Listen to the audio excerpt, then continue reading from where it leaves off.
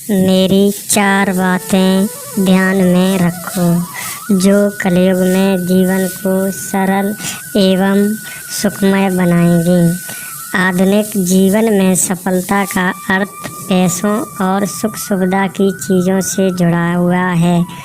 आप जितना भी धन कमा लेंगे, दुनिया आपको उतना ही कामयाब कहेगी।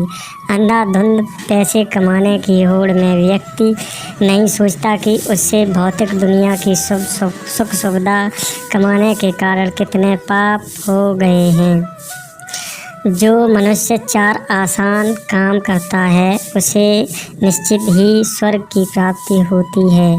ऐसे मनुष्य के अनजाने में किए गए पाप कर्म माफ़ हो जाते हैं, उसे नरक नहीं जाना पड़ता है।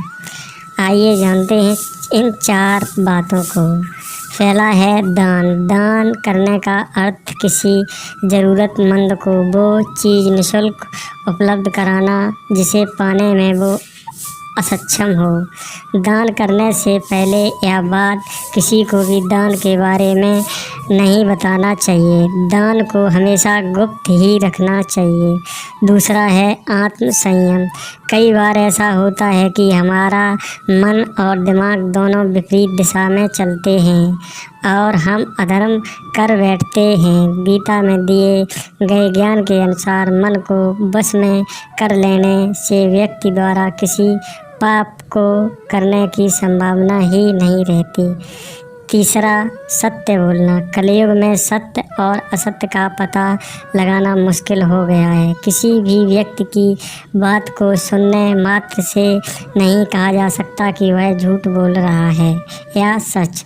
अगर आपने भूतकाल में कोई गलत काम किया है तो आप शेष बचे जीवन में हमेशा सत्य बोलकर पापों का प्रायश्चित कर सकते हैं।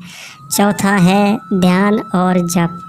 आधुनिक युग में ऐसे लोगों बहुत कम बचे हैं जो रोज़ाना ध्यान करते हों। पूजा पाठ भगवान को प्रसन्न करने के लिए नहीं बल्कि स्वयं से मिलन करवाने के लिए की जाती है। आत्म ध्यान करके हम आत्म साक्षात्कार कर सकते हैं।